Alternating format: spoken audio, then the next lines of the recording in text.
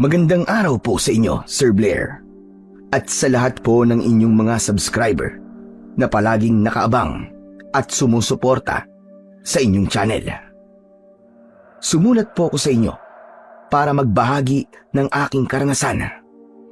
Taong 1998, 10 taong gulang pa lang ako noon nang mangyari ang isang trahedya sa baryo namin. Hindi ko na po sasabihin ang eksaktong lugar kung saan po ito nangyari. Pero yung lugar po namin ay napapalibutan dati ng luntian at mapunong mga kabundukan.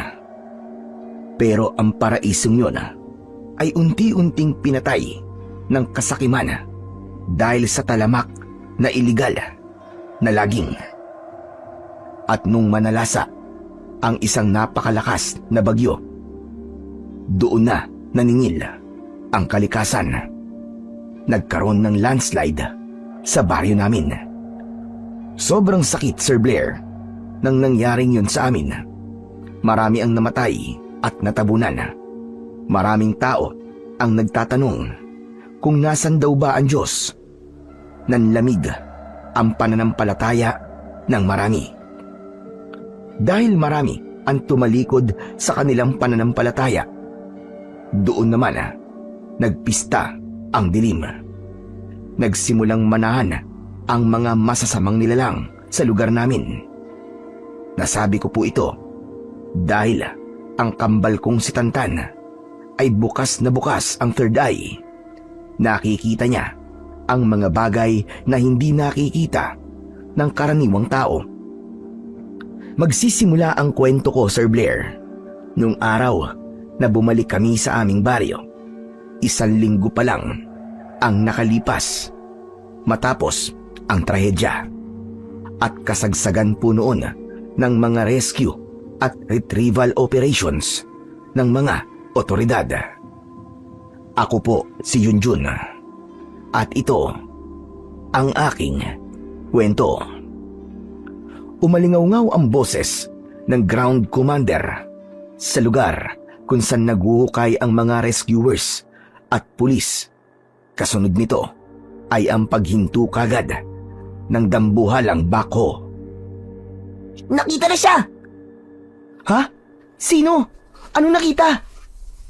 Pilit kong sinilip ang ibaba mula sa kinatatayuan naming 3 ni Tantan at ni Tatay sa gilid ng kalsada.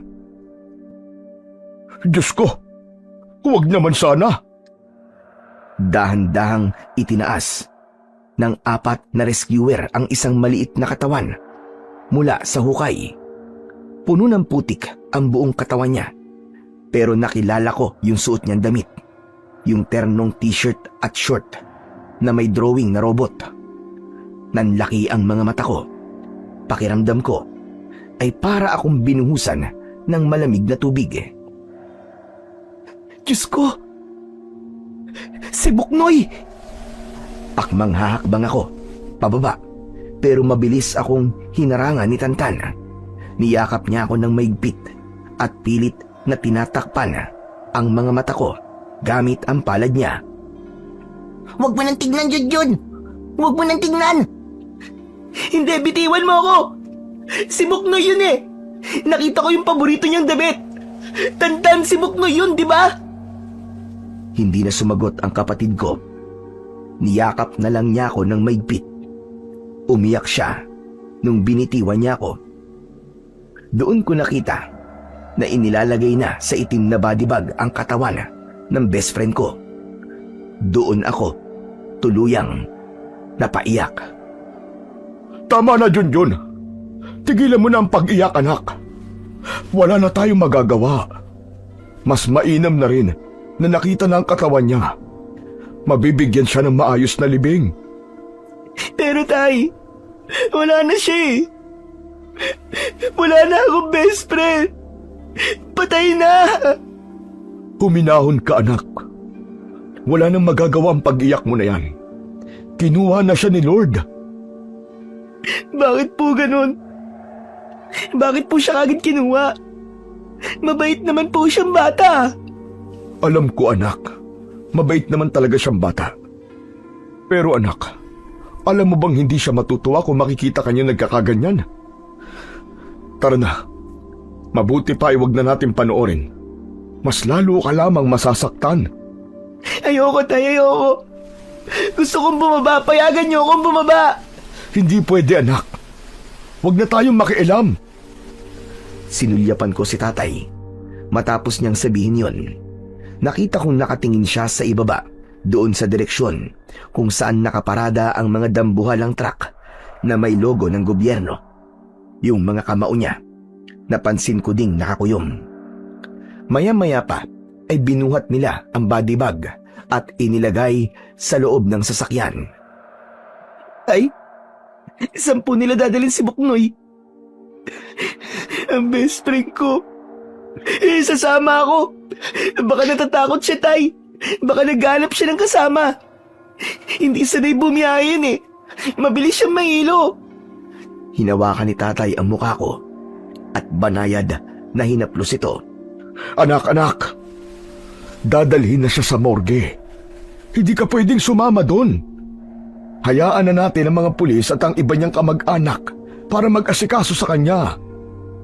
Ang daya naman eh. Ang daya-daya ng mundo. Bakit si Buknoy pa?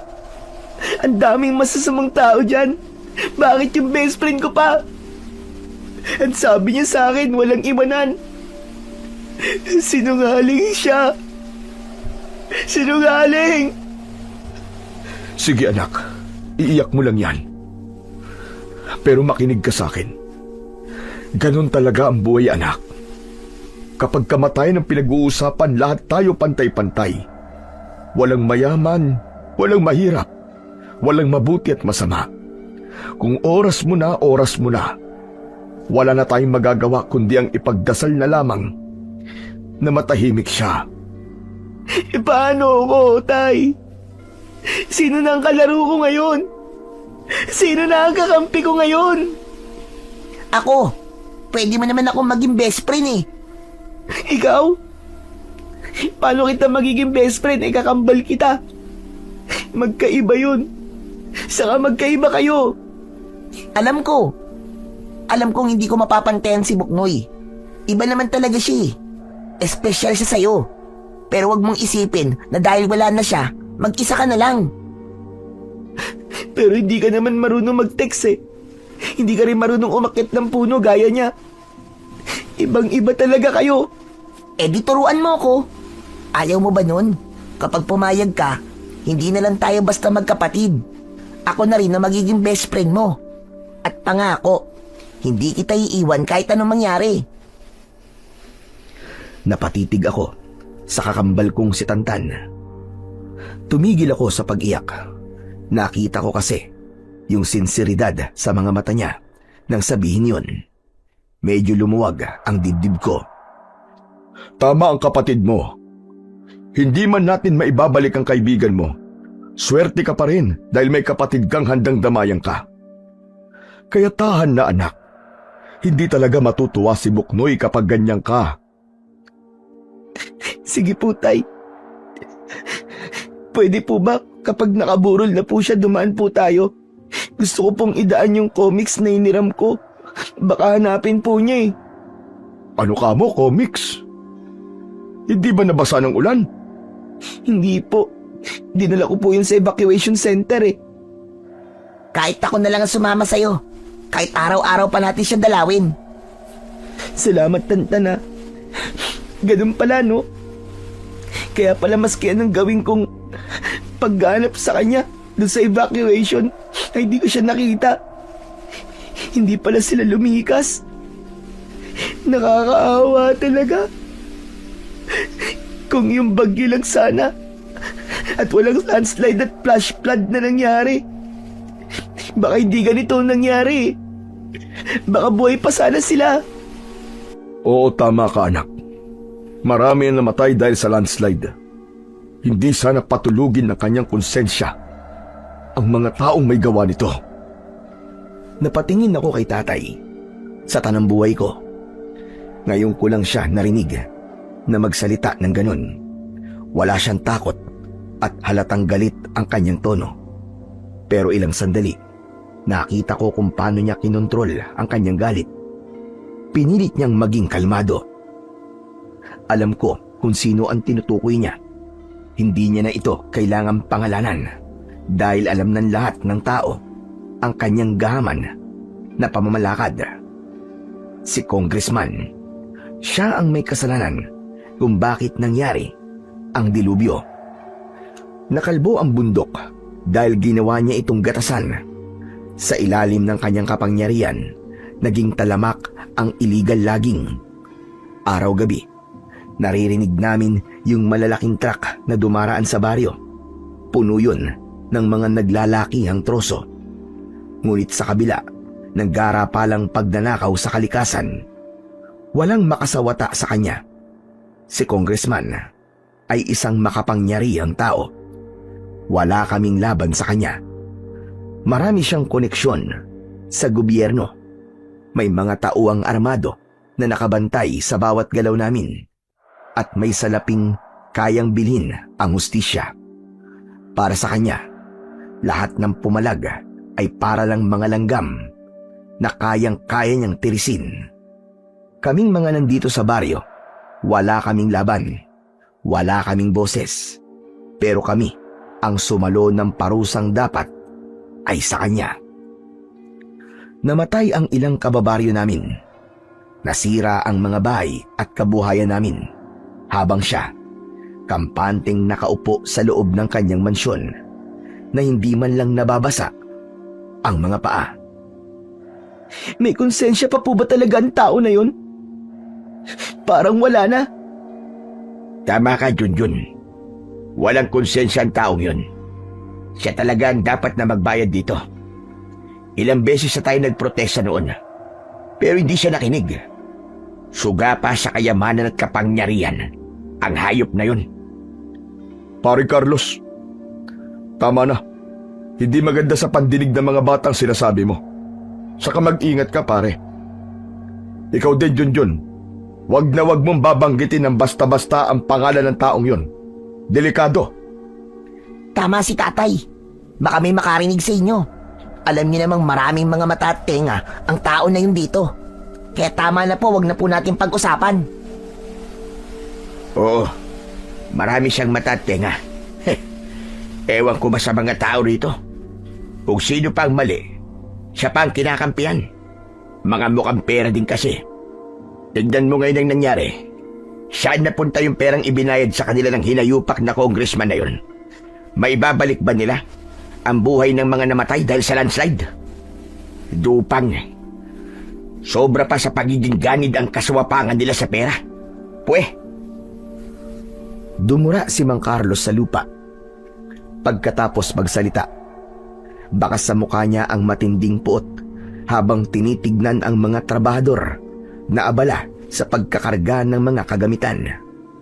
Alam ng lahat sa baryo na ang landslide na kumitil sa maraming buhay ay bunga ng walang habas na pagpuputol ng puno, kapalit ng suhol sa ilang mga opisyal at residente.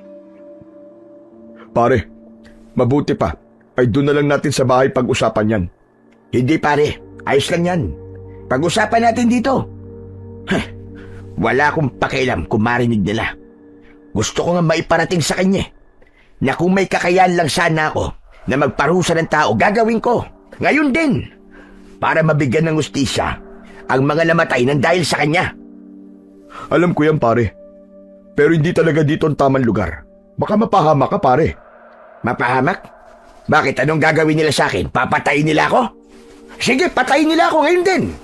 Wala akong pakialam. Hindi ako takot sa kanila. Sana lang, pare. Sana lang mabigyan ng hustisya ang mga kababaryo natin. Malabo yan, pare. Wala namang hustisya para sa mga mahihirap.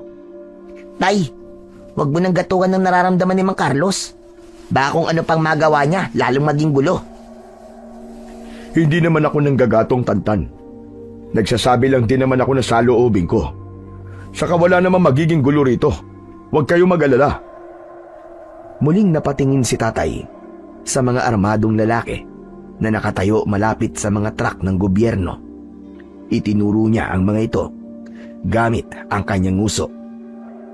Kita niyo ba yung mga nakakalat na tauhan ni Congressman? Akala ng ibang tao na nandito sila para tumulong sa paghuhukay o kaya para protektahan tayo. Pero ang totoo niyan, nandito sila para tiyakin na walang sino man sa atin ang gagawa ng gulo laban sa amo nila. Nandito sila para bantayan ang bawat galaw natin. Tama ka, pare. Kaya buwisit talaga ako sa mga yan eh. Tignan mo mga suot, oh. Ang aangas, pero bag naman ang mga buntot. Hanggang kailan kaya tayo magiging ganito? Kaya nga po eh. Hanggang kailan po ba tayo matatakot? Tay, Mang Carlos, paano?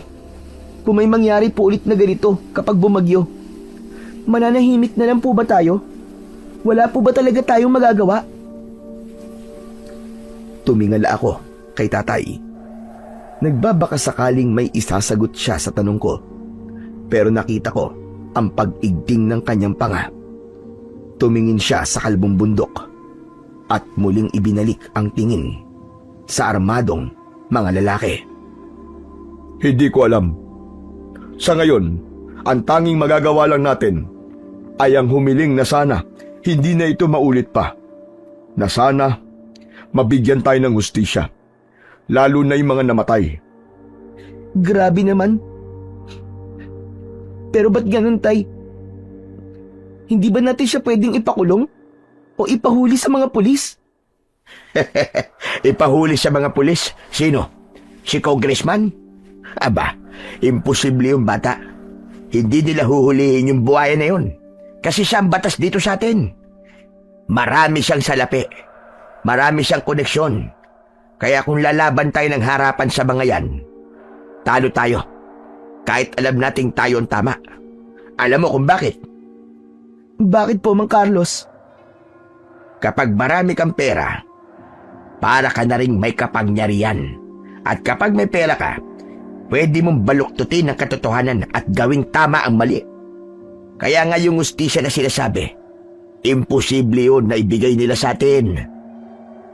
Kung ganun, kawawa naman po si Buknoy at ang ibang mga namatay. Kawawa talaga. Pero pare Carlos, itong troso, alam naman natin galing sa itaas. Ebidensya na to, di ba? Ebidensya nga. Kaso, madami namang nagbubulag-bulagan. Palalabasin lang nila na act of God kuno o kalooban lang talaga ito ng Diyos. Parang walang managot. Sasabihin nila na aksidente lang ang pagguho, na walang kinalaman ang pagpuputol nila doon sa bundok. Pero hindi naman po lahat ay nagbubulag-bulagan, Mang Carlos. Napatingin kaming tatlo kay Tantan. Nakatingin siya sa natapyas na bundok. Naniningkit ang kanyang mga mata. Anong ibig mong sabihin, Tantan? Yung mga gabay po na bantay sa bundok, galit na galit po sila. Paparusahan nila lahat ng may kasalanan, pati mga tao na walang pakialam. Ano ka mo? Anong bantay ang sinasabi mo? Nako, wag mo nang pansinin tong anak ko, Carlos. Nagugutom na kasi to kanina pa. Ganito talaga siya kapag nalilipasan ng gutom. Kung ano-ano ang nakikita. Ha? Bakit gutom, Tay? Kakakain lang po natin sa evacuation center kanina bago po tayo umuwi rito ah. Yung sardinas na may miswa. Tumigil sa pagtawa si tatay. Tinignan niya ako ng masama. Gusto niyang manahimik ako. Nakita ko pang umigting ang panga niya bago muling tumingin kay Mang Carlos. Oo, kumain kami doon kanina, pero alam mo naman ang mga bata, di ba? Madaling gutumin. Pero wag mo na lang silang pansinin. Oo. Alam ko naman yung pare. Saka, kung yung pagkain lang naman sa evacuation ang aasahan natin, di naman talaga nakakabusog yun. Dahil kakakurampot lang. Kaya nga hirap na hirap din ang mga tao doon. Pero alam mo pare, bigla kong naisip yung sinabi ng anak mo eh. Sana nga, Oliver, totoo yun. Sana, totoong may mga gabay nga dyan sa bundok para maparusahan yung mga abusado na yan. At sana, unahin nila si Congressman para mawalan na ng salot dito sa atin. Sana yung mga gabay na yon ay maging kasing lakas at makapangyarihan ding tulad niya para maging patas ang laban. Tama na nga yan, pare. Masyado pang bata ang mga anak ko. Hindi pa dapat sila nakakarinig ng mga ganyang argumento. Sa bagay, tama ka. Pasensya na, pare. Nadadala ko ng emosyon ko eh. Ayos lang yun. O sige, pare. Mauna na kami sa bahay. Sana may maabutan pa kami dun. Meron, pare. Nakatayo pa din ang bahay nyo. Nanggaling na ako dun kanina eh. May mga sira, oo. Pero andun pa. Konti lang ang aayusin nyo. Pero yung lilinisin, aba, madami. Inaasahan ko na rin naman yung pare. Dahil nga halos buong baryo naman nabalot ng putik. Kaya nga eh. O siya, sige na. Mauna na kayo. Mag-iingat kayo ha. Medyo madulas pa din ang kalsada kasi umulang kagabi. Ako naman dito muna ako. Hindi na sumagot si tatay. Tumalikod na kami at nagsimulang maglakad pauwi sa aming bahay. Habang naglalakad kami, nakita namin ang tunay na kinahinatnan ng aming baryo. Kung sa evacuation center ay mahirap ang kalagayan, mas masahol pala ang dadatnan namin. Nagkalat ang mga troso sa kalsada, sa bakuran, at ang iba pa ay nakatusok pa sa mga dingding ng mga bahay. Wala din halos katao-tao kasi yung iba naming kababaryo nandun pa sa evacuation center. Ang laki ng mga punong inanod ng tubig. Kaya nga sayang ang mga to. 1,000 taon bago lumaki ng ganito mga puno. Nasayang lang sa kamay ng mga gahaman. Kaya nga po sayang talaga. Pero tay, baka naman pwedeng gamitin ng mga to sa paggawa ng mga bahay. Sayang naman kung mabubulok lang sa kalsada. Marami sa mga kababaryo natin ang nawalan ng matitirhan. Pwede naman sana. Pero hindi natin pwedeng pakialaman ng mga yan Hindi pa natin alam kung ano ang plano ni Congressman para dyan. Ay nako, puro siya na lang palagi ang nasusunod. Nagpatuloy na lang kami sa paglalakad. Pero napansin ko ang pananahimik ni Tantan. Maya-maya pa ay tumigil siya sa kanyang paglalakad. Nang tignan ko kung saan siya nakatingin, nanghina ako. Hala, pati pala ang simbahan nasira din. Napatitig kaming lahat sa harapan ng kapilya. Wala na yung malaking pinto na gawa sa kahoy. Yung pader sa harapan ay may malaking butas at kitang-kita sa loob ang makapal na putik na pumasok hanggang sa altar. Wala na rin itong bubong. Tapos yung pader naman sa gilid ay gumuho dahil yung lupa sa ilalim ay lumambot at inanod na rin ng tubig. Nakakalungkot naman tignan. Dito pa naman tayo lagi nagsisimba. Paano na po ngayon yan, tay? Saan na po pupunta ang mga tao para magdasal? Pwede naman magdasal, anak, kahit saan. Pero itong simbahan, huwag ka mag-alala. Magagawa nito ng paraan. Sa ngayon, unahin na muna nating linisin yung sarili nating bakuran. O siya, tara na mga bata. Humakbang na kami ni tatay. Pero si Tantan, nanatiling nakatayo. Meron na naman siyang tinitignan. Tapos ay itinaas niya ang kanyang kamay. Nakaturo ang kanyang daliri sa itaas ng simbahan. Doon sa may krus na nakatabingi na, tumingala ako. May itim na ibon na nakadapo doon. Hindi ito gumagalaw, pero nakatingin ng diretso sa amin. Tantan, anong problema? May nakikita ka na naman ba?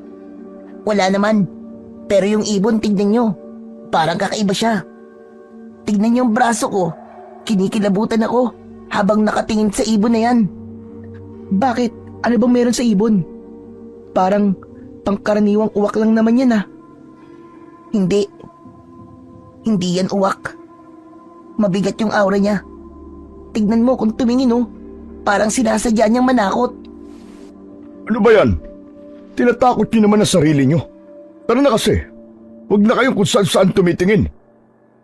Pero tay, Muli kong tinitigan ang uwak.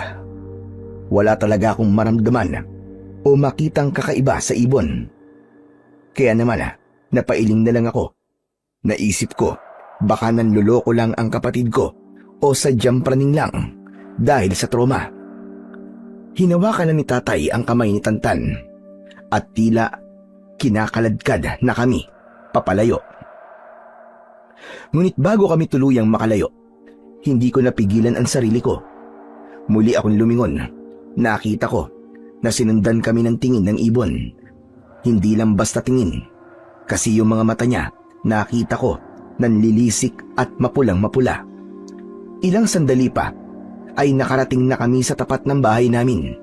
Paghinto namin sa may tarangkaan, nakahinga kami ng maluwag nang makitang nakatayo pa din ang bahay namin.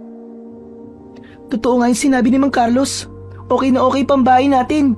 Kahit may ilang bubong na natangay ng hangin, at least buo pa din. Hindi natumba yung mga poste at hindi rin nasira yung mga dingding. Kaya nga mabuti na lang at isa ang bahay natin sa nakaligtas sa hagupit ng bagyo at sa landslide na yun. Oo nga po, Tay. Kaso tignan nyo, yung mga halaman po ni Nanay, patay ng lahat. Dabaon na sa putik Mamamatay talaga yan. Malungkot kami sa nangyaring yon. Mahirap din tanggapin na sa isang iglap lang ang mga tanim ni Nanay ay nakabaon na sa putik. Ang mga halaman kasi na yon ay ang tanging alaala na naiwan niya simula nang mamatay siya sa isang aksidente. 2 taon na ang nakalilipas. Hayaan nyo na. Wala na tayong magagawa dyan. O siya, tara na sa loob at nang makapaglinis na tayo. Maingat naming itinulak ang gate. Ang putik sa aming bakuran ay hanggang sakong pa. Nang makapasok kami sa loob, nakita namin na marami din putik sa loob. O siya, dito na muna tayo sa loob maglilinis ha. Para may matulugan tayo mamayang gabi. Tulong-tulong tayo ha, Junjun. Ikaw sa pag-aakot ng mga basurang inanod ng baha. Aayusin ko naman ang bubong natin. Ibabalik yung mga yero na natanggal. At ikaw naman, Tantan anak. Ikaw ang maglilimas at maglilinis nitong mga putik dito sa... Hindi natapos ni tatay ang sasabihin niya. Napatigil siya dahil napansin niyang hindi nakikinig si Tantan. Ang kapatid ko ay nakatingala sa langit. Nakanganga at hindi kumukurap. Ang mga mata niya ay nakapako sa itaas. Hala, nandito na sila. Napatingala rin ako at doon ko nakita ang sinasabi niya. May mga itim na ibon na lumilipad. Hindi lang 1 o 2. Marami sila. Umiikot-ikot sila ng pabilog. Malalaki sila. Mas malaki sa karaniwang sukat ng uwak. Kulay itim ang buo nilang katawan at kapag tinatamaan ng sikat ng araw ang kanilang mga pakpak, para itong kumikinang. Tay, anong klaseng ibon po mga yan? Uwak po ba yan? Siguro. Baka naghahanap na sila ng pagkain. Marami din kasing mga namatay na hayop. Kaya siguro nagsilabasan sila para kumain. Ay, huwag nyo na lang pansinin ang mga yan. Pero mahirap na hindi sila pansinin. Kakaiba kasi ang kilos nila. Tahimik lang yung paglipad nila. Tapos, paikot-ikot lang. Hindi rin sila humuhuni, di tulad ng uwak na maingay. Kagaya yan nung ibon dun sa may simbahan. Hindi yan uwak. Pero totoo ang sinabi mo, Tay. Naghahanap talaga sila ng pagkain. Pero hindi mga bangkay ang pakay nila, kundi mga buhay. At kaya sila nandyan paikot-ikot sa taas kasi nagmamasid sila. Tantan, tantanan mo na nga yan. Kanina ka pa nagsasalita ng ganyan. Kanina ka pa nananakot Ano ba yan? Ito, makinig kayong dalawa ha. Mga ibon lang yan. Marahil ay nabulabog sa itaas ang mga yan. Kaya nandyan sila ngayon para maghanap ng mga patay na hayop. Yun lang yun. Sige na, kumilos na tayo. Para matapos na tayo kagad. Agad kaming kumilos. Kumuha na ako ng mga sako at nagsimulang mamulot ng mga basura. Kumuha rin ako ng walis tingting at daspan para mas mabilis ang paghakot ng mga natuyong dahon sa loob at labas ng bahay namin. Nagsimula na din si Tantan. Kumuha siya ng isang piraso ng plywood para itulak ang putik palabas ng pinto. Si tatay naman ay inipon ang mga yero na nalaglag. Tahimik kaming nagtrabaho. Lumipas ang ilang oras at medyo luminis na ang paligid. Tumigil muna kami. Umupo kami sa tapat ng pinto, doon sa bahaging tuyo na. Kumuha si tatay ng mamimerienda namin. Tira namin yon galing sa evacuation center. Hinati-hati namin yon at saka kumain. Habang nagmemerienda, nagsisidatingan na din ang ilan naming mga kapitbahay. Medyo nagpanik sila nang muling magpakita ang mga ibon. Sabi nila, masamang pangitain daw yon. Kamatayan daw ang ibig sabihin ng uwak. Huwag kayong makinig sa kanila. Nagpapanik lang ang mga yan dahil sa trauma na nangyari. Tatangusa na ako dahil sang-ayon ako sa sinabi ni tatay.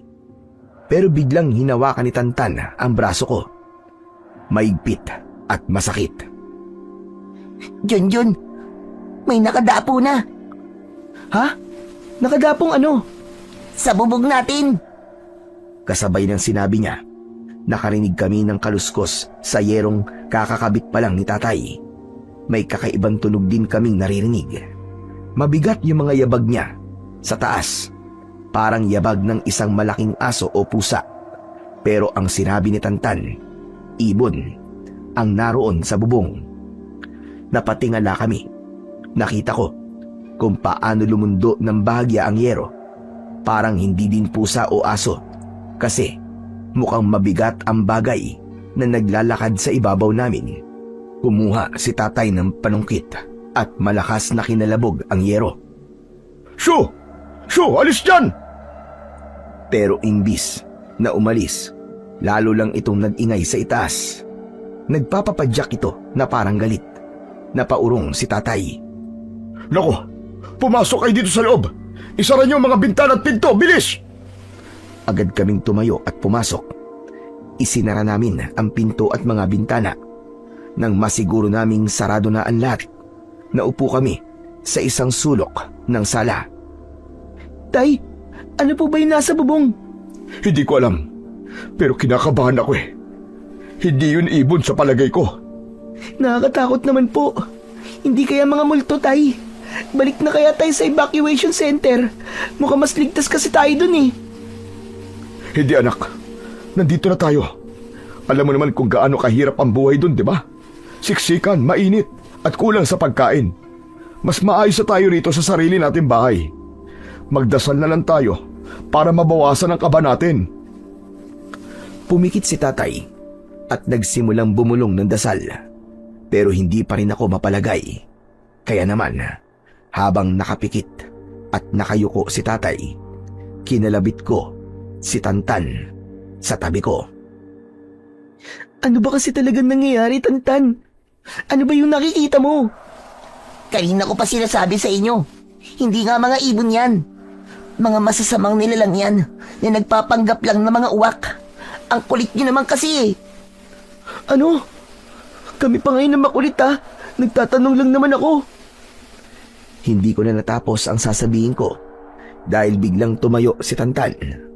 Naglakad siya ng dahan-dahan papunta sa may bintana at sumilip siya sa labas. Tapos ay saka siya tumingin sa akin at sinenyasan ako na lumapit. Kaya naman tumayo ako at tumabi sa kanya. Ikaw ang sumilip sa labas para maniwala ka. Nanlaki ang mga mata ko sa nakita ko. Napakarami ng ibon ang nakadapo sa mga troso, sa bubong ng mga bahay at pati na sa mismong kalsada. Napansin ko na parang may kapirasong karne sa kanilang mga tuka. Napatitig ako ng matagal. Hindi ako makapaniwala sa dami nila hanggang sa bigla kaming nagulat sa malakas na boses ni tatay mula sa likuran namin. Junjun! Tantan! Ano bang ginagawa niyo dyan sa may bintana? Eh ano kasi tay eh? Pambihira talaga kay dalawa, oo. Ang sabi ko magdasal tayo, di ba? Maupo kayo rito. Lumayo kayo dyan sa may bintana! Bilisan nyo! Nagkatinginan kami ni Tantan. Pero agad na din kaming sumunod. Lumapit kami kay tatay. Muli siyang pumikit at nagdasal. Ganun na rin ang ginawa naming dalawa ng kapatid ko. Sa gitna ng aming panalangin, may narinig kaming malalakas na putok ng baril. Matapos, ay narinig na rin namin na nagsiliparan na palayo ang mga ibon.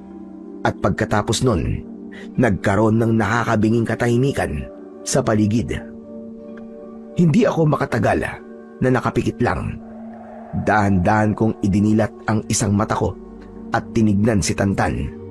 Nagulat pa ako nang makita kong nakatitig siya sa akin. Si tatay naman ay patuloy lang sa pagbulong ng mga dasal. Tahimik lang kami ni Tantan, pero nagsesenyasan kami na parehong manahimik muna. Ilang sandali pa, biglang may kumatok sa pinto. Mabilis ito at malakas. Oliver! Oliver, pare, buksan mo to! Pare, si Carlos to! Agad na tumayo si tatay at mabilis na binuksan ang pintuan. Pagbukas, pumasok si Mang Carlos na halos madapa pa sa sahig dahil sa pagmamadali. Hingal na hingal siya, gulo-gulo ang suot niyang damit at may mga sugat siya sa muka at braso. Isinara kagad ni tatay ang pintuan pagpasok ng kanyang kaibigan. Oh, ano nangyari sa'yo, pare? Ba't ganyan ang itsura mo? Diyos ko, Oliver, pare. Hindi mo alam kung anong pinagdaanan ko sa labas. Nakakatakot. Ano nga nangyari sa'yo, pare? Yung mga uwak, pare. Hindi niyo ba sila nakita? Nakita po namin yun ni Tantan. Bumaba po sila, dumapo sila sa mga bahay. Saka dyan po sa may kalsada. Oo, yun nga, yung mga uwak. Nakakatakot sila, pare. Nakakatakot sila. Napansin ni tatay na nanginginig at natataranta si Mang Carlos. Kaya naman, kumuha siya kagad ng isang basong tubig at iniabot yon sa kanyang kumpare.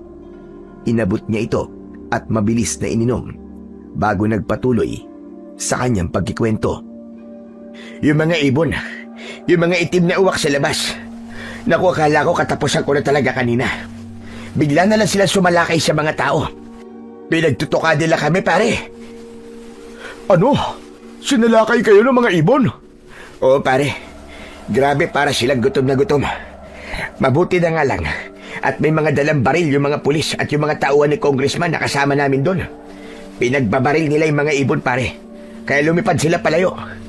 Naku, pare, kung wala yung mga baril na yon, baka ginawa na kaming tanghalian ng mga pesting ibon na yon. Kakaiba nangyayaring ito sa baryo natin, ah. Oo, pare, kakaiba talaga. Yung mga ibon, naging usap-usapan kanina na hindi daw mga ordinaryong ibon ang mga yon. Natahimik kami sa loob ng bahay. Si tatay ay napahawak na lang sa kanyang batok habang nakatingin kay Mang Carlos. Sabi ko naman sa inyo, di ba? Hindi mga bangkay ang gusto nilang kainin, kundi mga buhay. Ang tinutukoy mo ba ay yung mga ibon? Alam mo, Tantan, naisip ko, hindi kaya nagkakatotoo yung mga sinabi mo? Hindi kaya sila yung mga gabay sa bundok? Baka naghihiganti na nga sila. Pero bakit tayo pa rin ang napeperwisyo? Bakit hindi si congressman ang puntahan nila at doon ibunton lahat ng galit nila? Huminahon ka, pare. Sadali lang. Hindi, pare. Hindi ko matanggap eh. Wala tayong kinalaman sa pagputol ng mga puno na yan. Tayo na nga nawala ng bahay.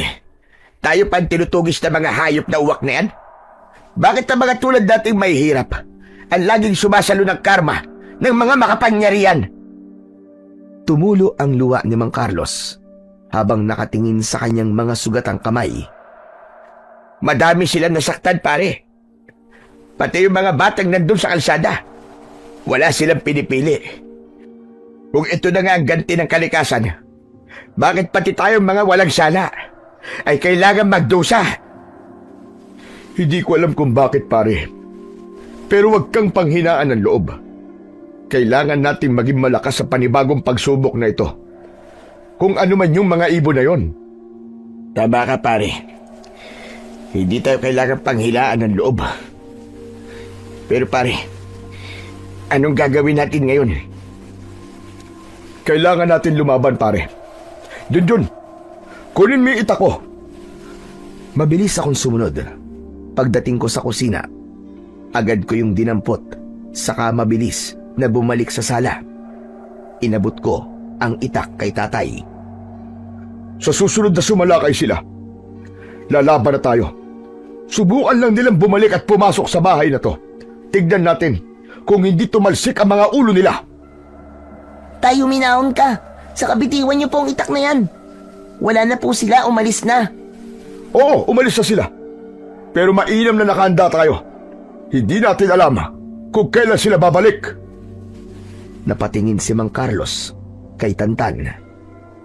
Teka lang, totoo ba, Tantan, na wala na sila? Opo. Pero hindi ko po alam kung babalik pa sila o hindi na. Tama naman din po si tatay eh. Kailangan palagi po tayong handa. Naku, kung ganun, uuwi na muna ako. Kailangan ko ding ayusin yung bahay ko para kahit papano ay hindi basta-basta makakapasok ang mga ibon na yun sa bahay namin kung sakaling bumalik sila. Umuwi na muna si Mang Carlos. Agad namang iniharang ni tatay ang upuan namin sa pinto. Pero pagkatapos nun, sa buong magdamag, wala nang nangyaring kakaiba. Nakatulog naman kami ng mahimbing.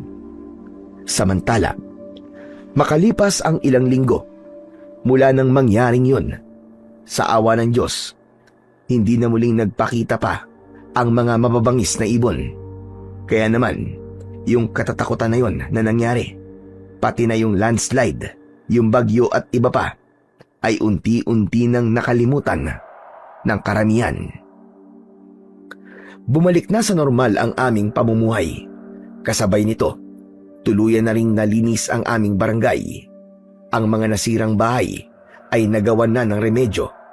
Kahit ni anino ni Congressman ay hindi nagparamdam. Nagkanya-kanyang diskarte na lang ang mga tao. May naghakot ng mga nagkalat na troso at may mga nagtapal ng kung ano-anong pwedeng pantakip sa kanilang mga nasirang dingding at bubong. Isang hapon, habang magpapahinga kami ni Tantan sa harap ng bahay namin, hindi ko napigilang magtanong. Paano mo nalaman na hindi na babalik yung mga ibon? Di ba sinabi mo yun? Tapos nagkatotoo nga. Hindi na sila bumalik simula nun. Wala yun. Sinabi ko lang yun para hindi na mag-alala yung dalawang matanda.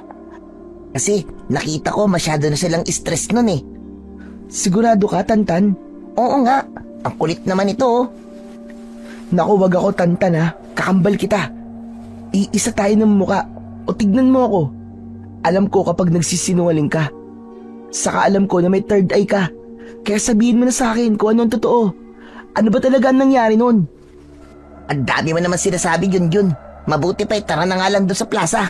Siguradong nandun na sila Jeremy. Inaantay na tayo sa basketbolan. Tara na!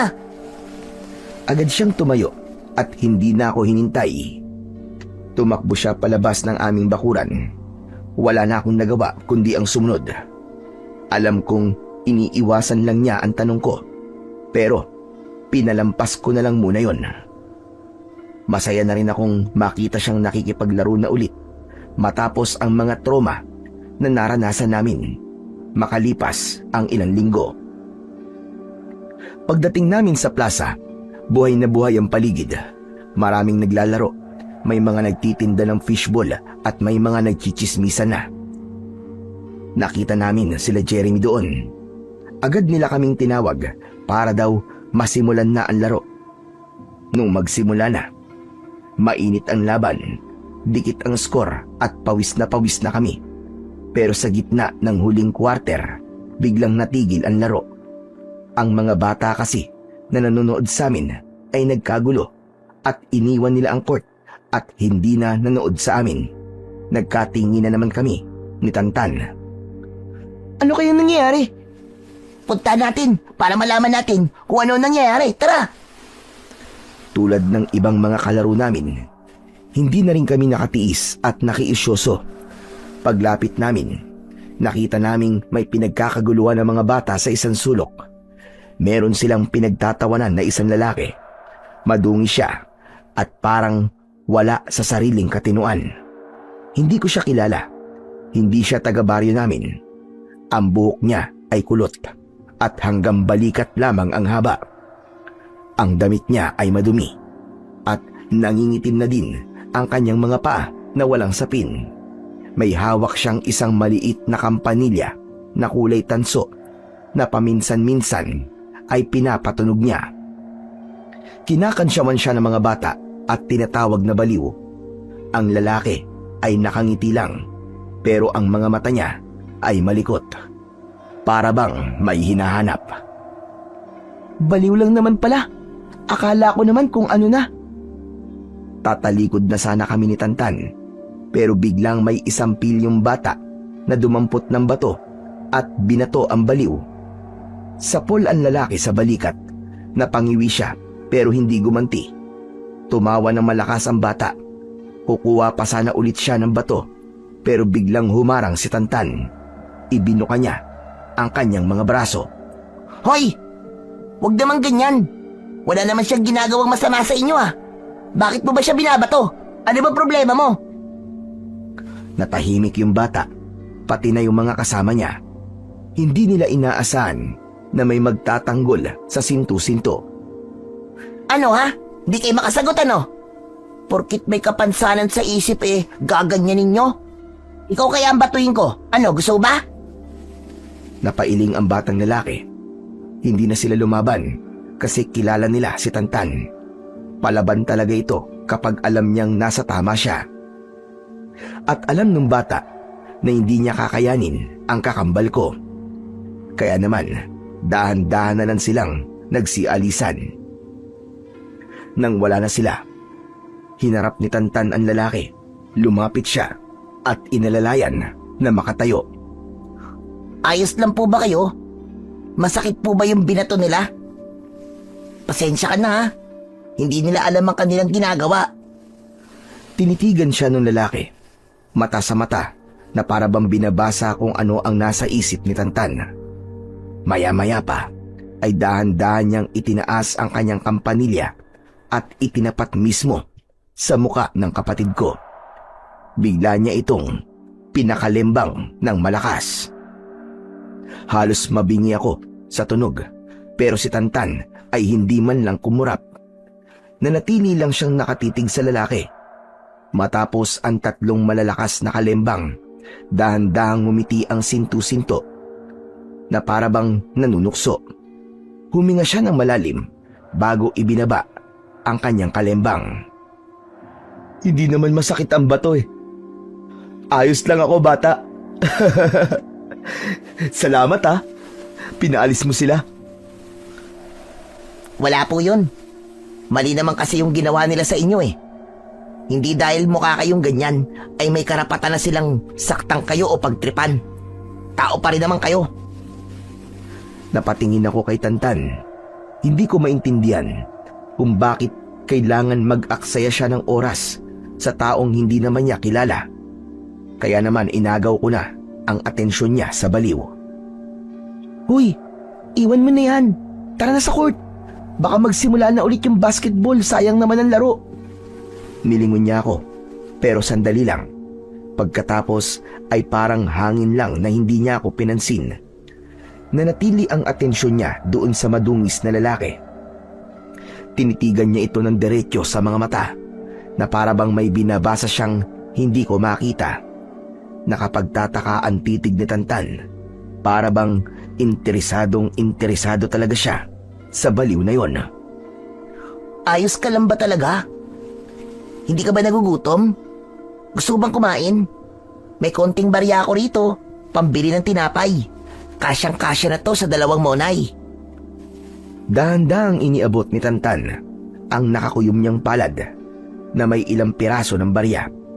Pero ang sintu-sinto, sa halip na kunin ang barya, ay tinitigan lang ang kamay ni Tantan.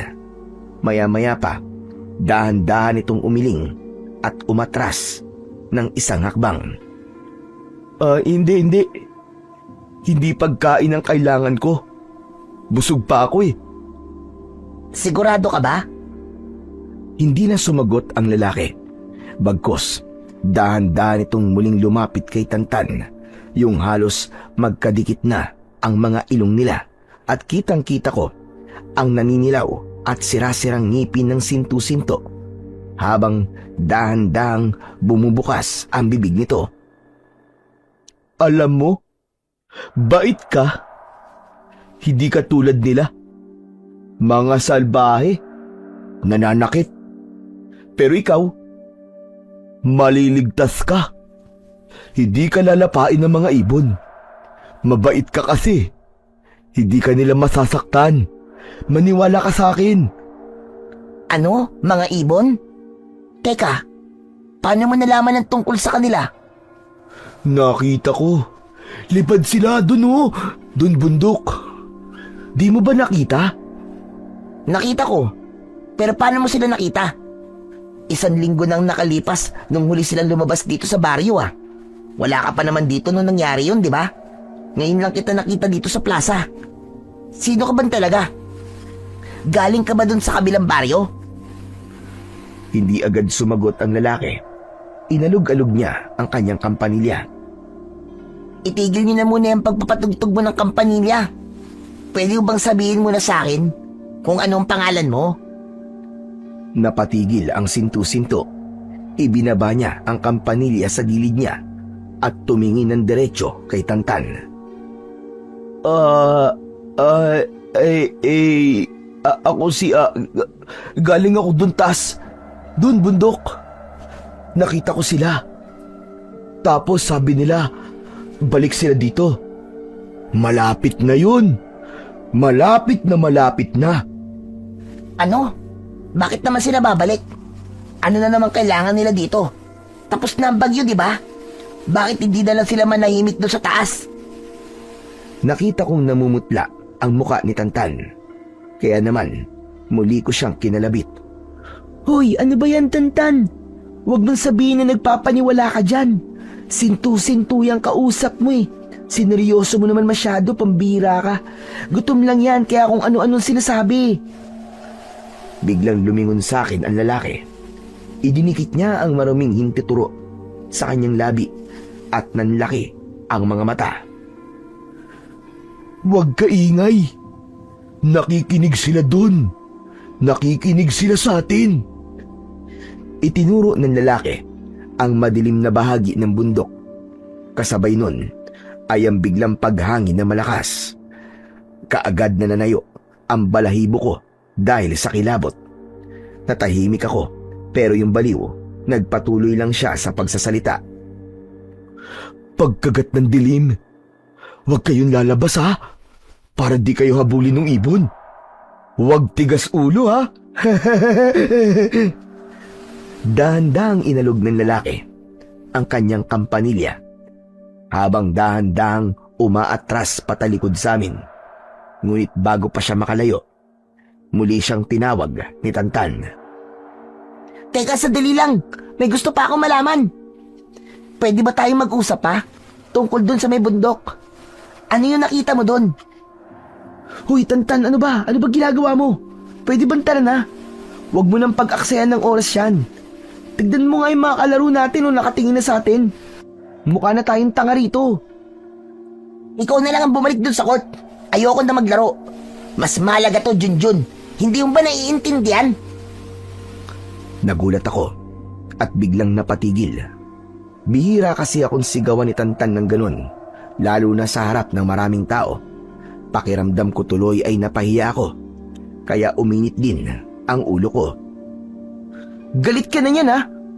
Bahala ka na nga. Kung ayaw mo, edi wag.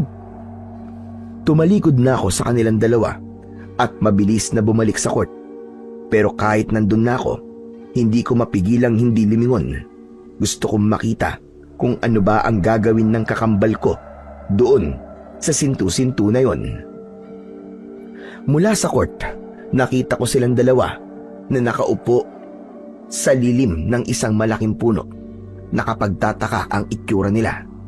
Kung hindi lang madumi ang lalaki at kung hindi ko alam na sintu-sinto ang kausap ni Tantan, iisipin kong matino ito at may mahalaga silang pinagdidibatihan. Nakita ko pang tumatango-tango ang kapatid ko at yung baliw, panay ang kumpas nito ng isa niyang kamay. Itinuturo ang langit tapos ay saka aalugin ang kanyang kampanilya. Sa ilang sandali, nakita kong hinawakan ni Aa ang balikat ni Tantan. Parang may ibinulong siya. Nakita kong natigilan bigla si Tantan at muling namutla. Nanlaki din ang mga mata niya. Ako naman, imbis na kabahan at mag-alala, natawa ko sa naging sitwasyon ni Tantan. Bahala ka dyan. Matigas ang ulo mo eh. Ginusto mo yan eh. Pagkasabi ko nun, ipinagpatuloy na namin ang aming paglalaro. Nakalimutan ko na ang tungkol sa sintu-sinto at sa mga ibon dahil naging dikit ang laban sa aming basketball. Sigawan, tawanan at takbuhan kami sa loob ng court. At sa bawat rebound at shoot, nawala sa isip ko yung tungkol sa dalawa at sa mga banta ng baliw. Medyo papadilim na nang magpasya kaming tapusin na ang laro. Hingal na hingal ako habang nagpupunas ng pawis gamit ang suot kong t-shirt. Napatingin ako dun sa ilalim ng puno ng nara. Wala roon si Aa, pero si Tantan ay nakaupo pa rin doon. Tulala at yakap ang kanyang mga tuhod. At mabilis ko siyang nilapitan. Hoy, Tantan, ano ba? Tutunganga ka na lang ba dyan hanggang mag-umaga? Tara na! Baka mapalo pa tayo ni tatay kapag naabutan tayo ng dilim dito sa labas. Pagkarinig nun, ay dahan-dahang tumayo si Tantan. Matamlay siya at parang wala sa sarili. Habang naglalakad kami pauwi, tahimik lang siya.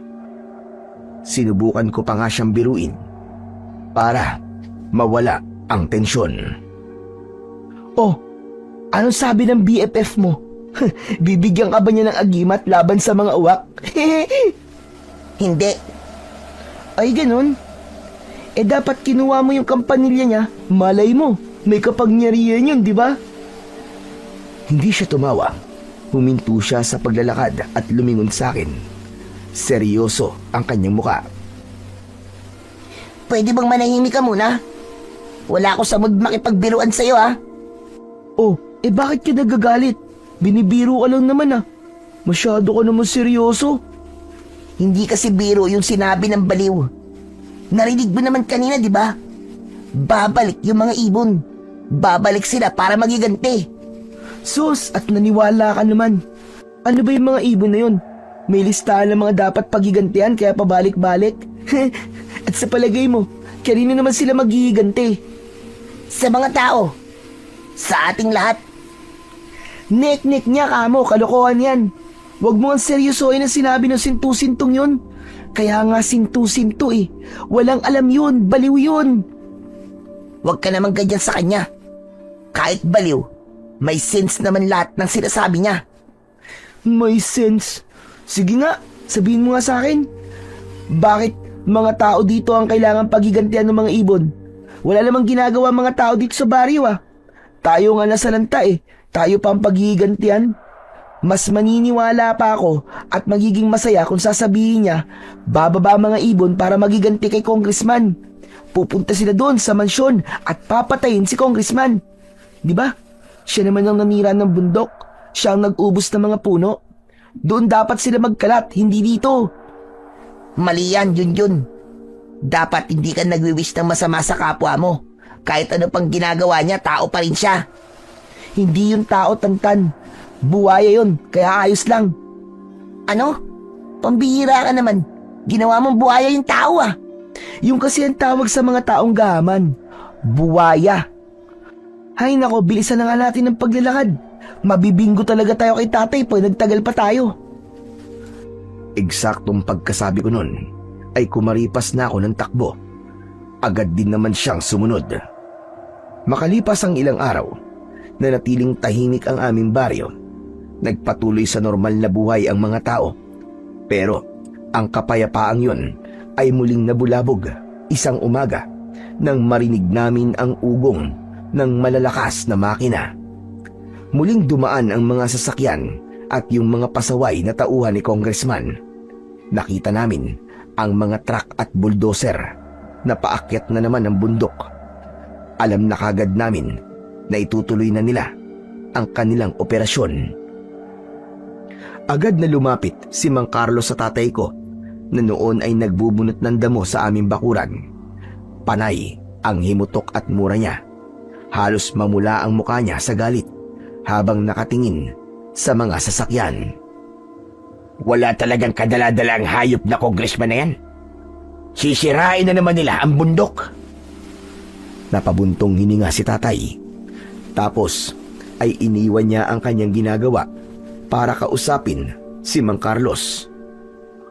Nako, huminahon ka, Carlos. Baka atakihin ka ng high blood dyan. Di ka matutulungan ni Congressman. Buwisit na yun. Di ko kailangan ng pera niya kapag inatake ako. Siya sana ang atakihin nang matapos na ang problema natin. Salot talaga. Salot! Kaya nga, totoo po yung sinabi niyo, Mang Carlos. Huy, nakikisali ka pa sa usapan nila. Bakit? Totoo naman ah. Di ba talaga siya nakokonsensya? Ang daming namatay nung nagka-landslide dito. Namatay si Buknoy. Tapos eto na naman. Sige na naman siya. Para ano? Para magkaroon uli ng landslide dito sa atin? Nanahimik si Tantan. Imbis na sumagot, ay ibinalik na lang niya ang tingin sa mga sasakyan. Paano na yan? Anong gagawin natin, Oliver? Hanggang ganito na lang ba talaga tayo? Panonoorin na lang ba natin sila?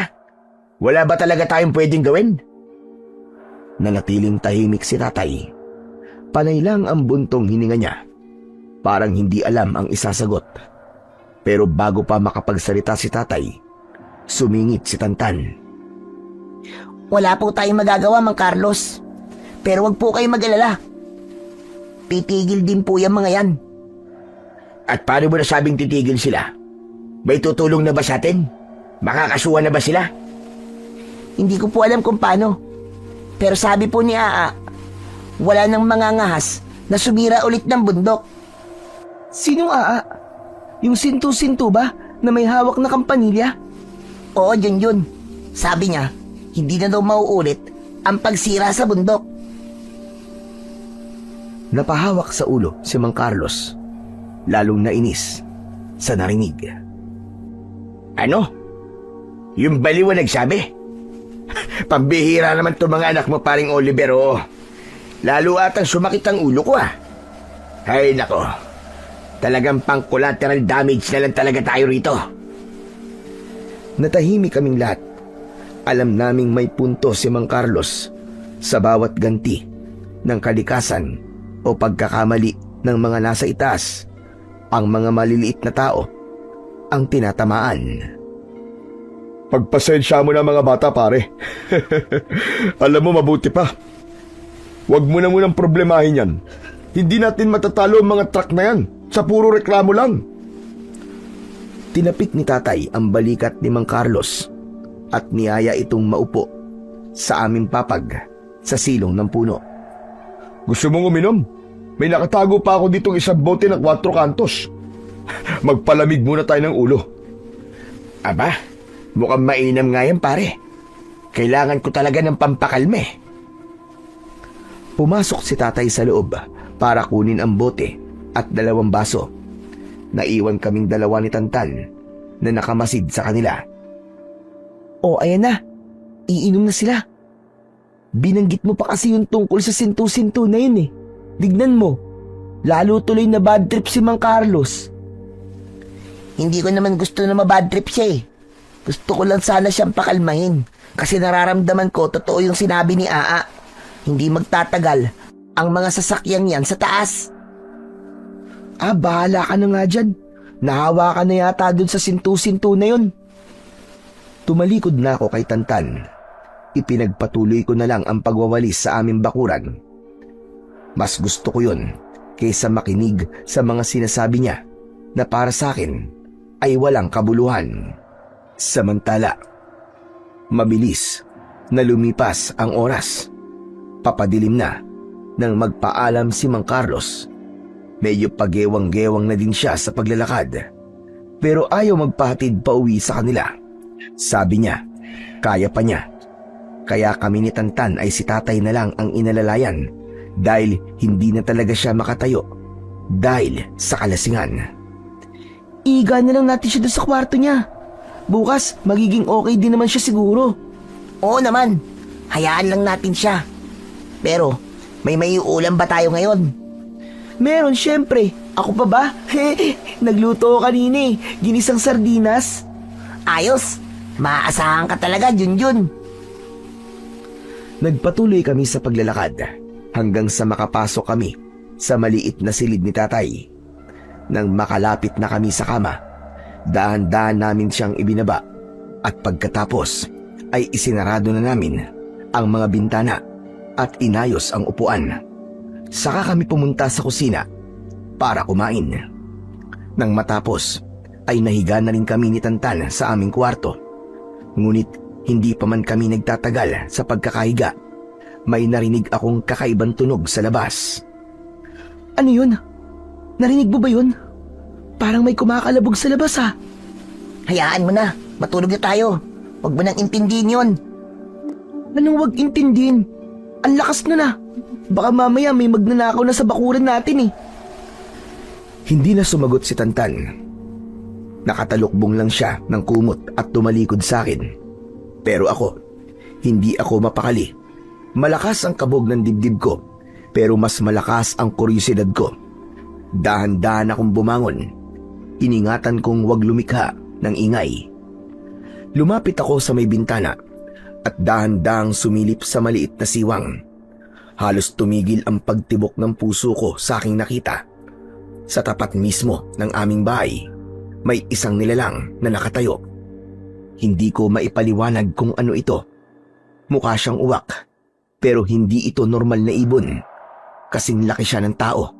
Nakatiklop ang malalapad niyang pakpak sa kanyang likuran na nagsisilbing parang itim na kapa na bumabalot sa kanyang katawan. At nang lumingon ito sa gawin ng bintana, nakita ko, mapulang-mapula ang kanyang mga mata. Hindi ako makagalaw ng oras na yon.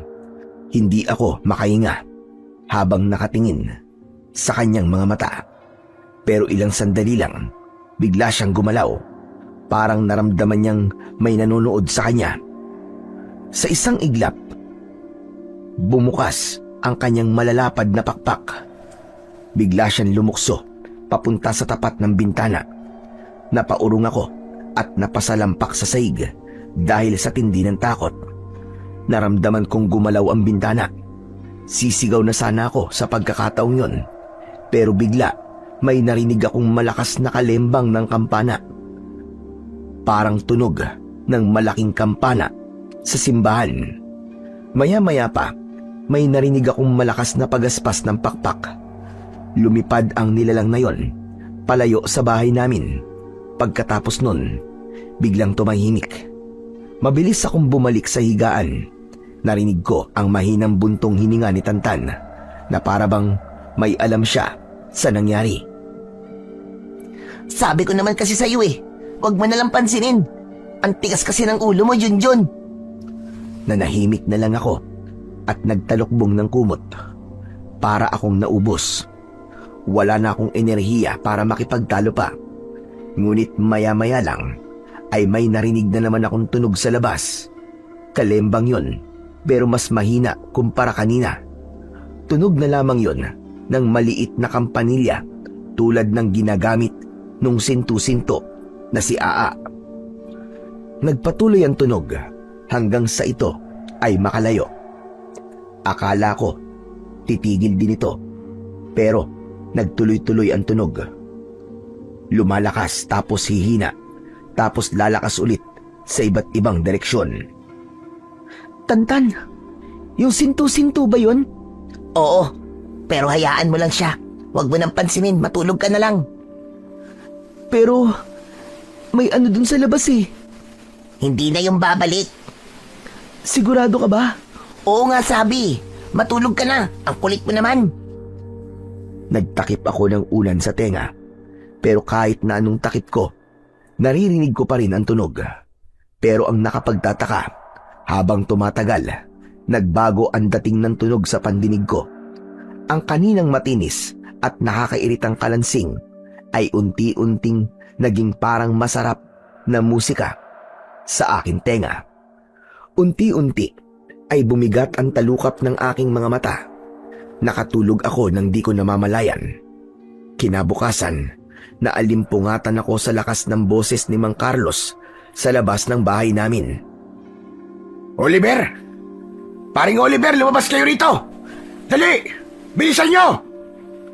Halos sabay-sabay kaming napabangon ni Tantan nang marinig yun. Nagkatinginan pa kami bago tuluyang tumayo. Hala, anong nangyayari? Hindi ko alam. Kagigising ko lang din eh.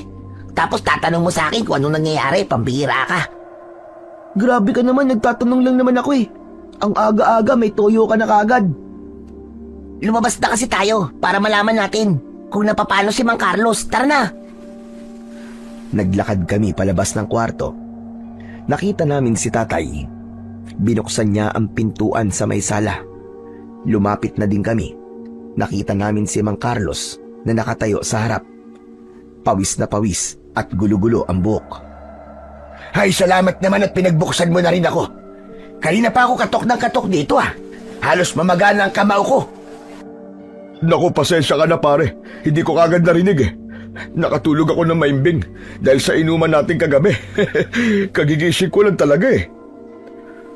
Sumandal si tatay sa hamba ng pinto habang kinukuskus ang kanyang mga mata. Si Mang Carlos naman ay hindi mapakali. Pabalik-balik ang tingin sa kalsada at sa loob ng bahay namin. Pawis na pawis kahit maaga pa. Ganun ba?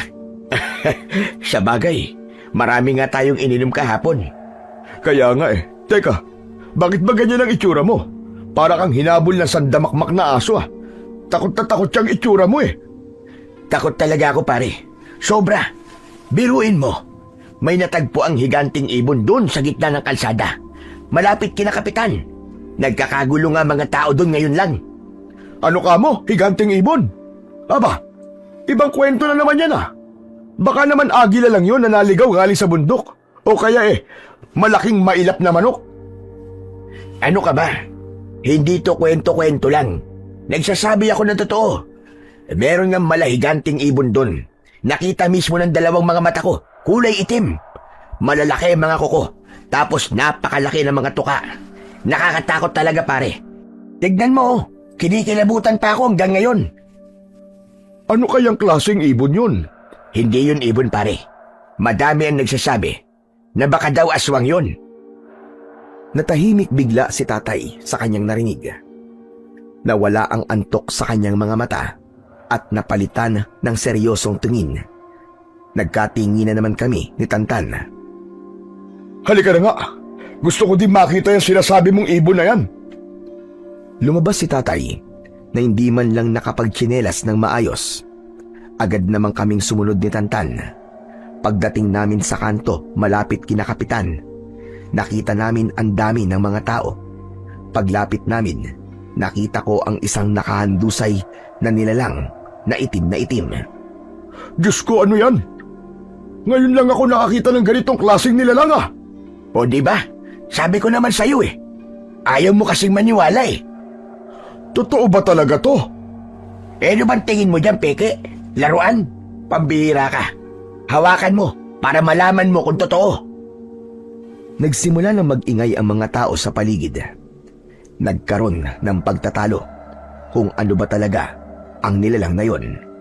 May mga nagsasabi na aswang at may nagsasabi na ito ay ibon lang. May nagsalita na kailangan itong sunugin na kagad para hindi na muling mabuhay, habang ang iba naman ay gustong tawagan ang mga otoridad. Nakatayo lang kami ni Tantan sa isang tabi habang tahimik na nakikinig, hanggang sa naagaw ang atensyon ko sa biglang sinabi ni tatay. Kung aswang nga ito, Carlos. Aba, sinong nakapatay dito? Tignan mo, wala naman siya sugat. Parang basta na lang bumagsak at nalagutan ng hininga. Nagkatinginan kami ni Tantan. Pagkatapos nun, Hinila ko siya palayo sa mga tao. Pumunta kami sa may bandang likuran ng isang nakaparadang jeep kung saan walang makakarinig sa amin. Tantan, yung ibon, yan yung nakita ko kagabi sa labas ng bintana natin, seryoso. Aswang ba talaga yan?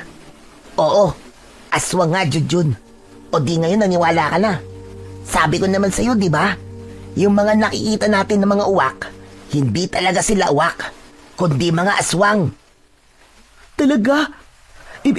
Ibig sabihin lahat yun? Mga aswang sila? Grabe, ang daming aswang nun. Oo, sobrang dami talaga.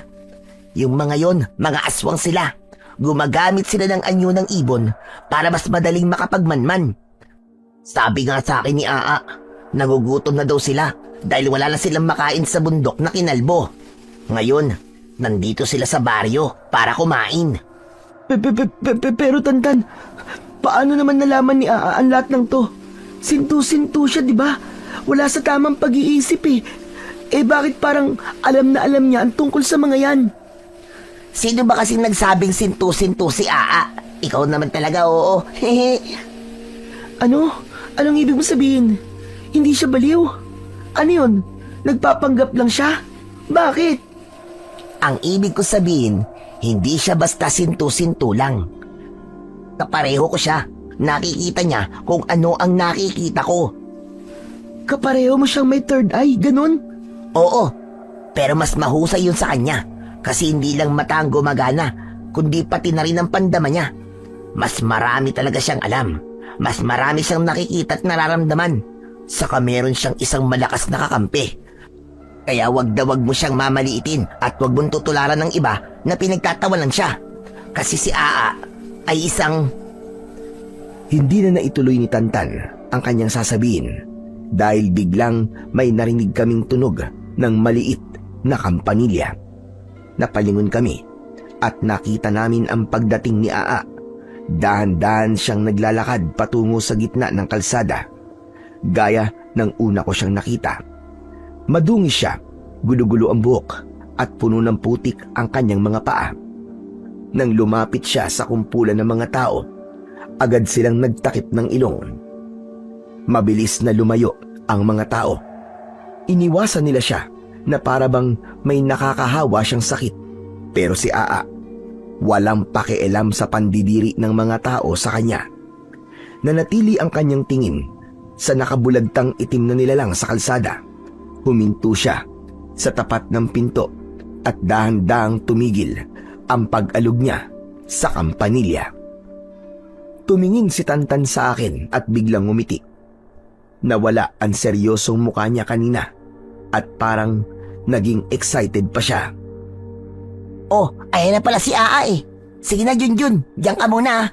Kakausapin ko lamang ang kaibigan ko. Bago pa ako makapagsalita, naglakad na siya papunta kay Aa. Hindi siya nandidiri, hindi siya lumalayo o nagtatakip man lang ng ilong tulad ng iba. Samantala, naiwan naman ako na nakatayo lang. Nakatingin sa kanilang dalawa.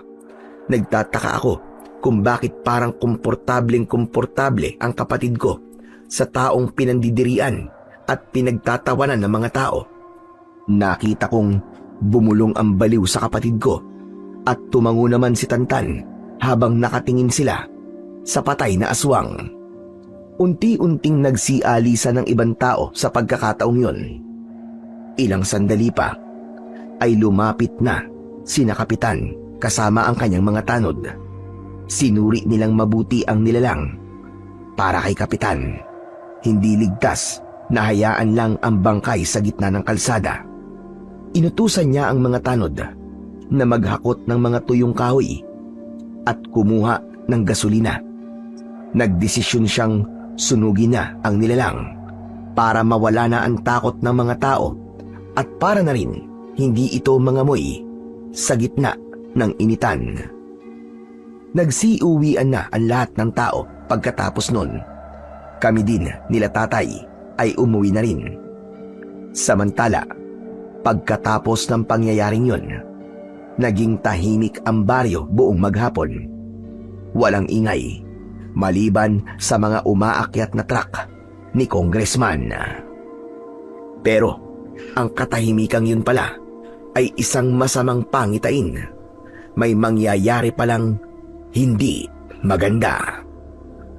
Nang sumapit ang gabi, muli kong narinig yung kalembang ng kampanilya ni Aa. Muling nairita ang tenga ko sa tunog na yon. Kaya naman, agad kong kinuha at inilagay ang inihanda kong earphone at nakinig ng music. Nilakasan ko ang volume para hindi ito marinig. Saka ko pumikit ng mariin. Ilang sandali pa, naramdaman kong gumalaw ang higaan. Alam kong si Tantan yun. Maya-maya, naramdaman kong tumapat siya sa akin. Nanibago ko sa ginawa niyang yun. Kaya naman, nanatili akong nakapikit at nagpanggap na tulog. Hinawakan niya ang balikat ko. Tila sinisiguro niya kung mahimbing na ba ang tulog ko. Pinanindigan ko ang pagpapanggap dahil may kakaiba akong kutob. Pakiramdam ko ay may gagawin siyang hindi ko inaasahan. Ang galing! Effective talaga yung kalembang ni Aa. Ang bilis niyang mapatulog si Junjun. At sigurado ko, lahat ng tao, masarap na din ang tulog kagaya kagabi. Makaalis na nga nang makatulong ulit ako kay Aa. Nang maramdaman kong lumayo na siya, dahan-dahan kong tinanggal ang headset. Dinig na dinig ko ang marahang yapak niya sa sahig. Iminulat ko ang aking mga mata at nakita ko siyang lumapit sa aming lumang aparador. Binuksan niya ito at kinuha ang matagal nang nakatambak na tirador bago dahan-dahang lumabas ng kwarto. Hindi alam ni Tantan na sumunod ako sa kanya. Nakita kong sumama siya sa sintu-sinto. Kailangan nating bilisan. Marami sila ngayon. Galit na galit sila dahil sa pagkamatay ng kanilang prinsipe. Ano? Prinsipe nila yung napatay mo kagabi? Oo, Tantan. Kaya aasahan nating hindi magiging madali ang laban na to. Ano? Handa ka ba, Tantan? Oo naman. Handang-handa na. Naglakad ang dalawa, kaya sumunod ako ng tahimik hanggang sa makarating kami sa bungad ng baryo, doon mismo sa lugar kung saan natagpuan ang bangkay ni Buknoy. Tumingala ako at doon ko nakita ang mga nagliliparang mga nilalang sa itaas. Natakot ako. Agad akong nagtago sa likod ng isang puno. Doon ko nakita ang tunay na anyo ng mga nilalang. Hindi sila ibon. Sa tulong ng maliwanag na sikat ng buwan, nakita ko ang tunay na anyo ng mga nilalang. Hindi nga sila mga ibon, kundi parang mga tao na may malalapad na pakpak. Meron silang matatalim na pangil at yung mga kuko nila mahahaba at matatalas. Bumaba sila at pinalibutan ang dalawa. Nakita kong namulot ng bato si Tantan. Aa! Ngayon na! Sige! Simulan na natin! Handa ka na! Tumango si Tantan. Pagkatapos nun, ay pinatunog ni Aa ang kanyang kampanilya. Sa pagkakataong yon, tumunog ito ng napakalakas. Parang kalembang ng isang dambuhalang kampanaryo sa simbahan. Umalingaw-ngaw ito ng paulit-ulit.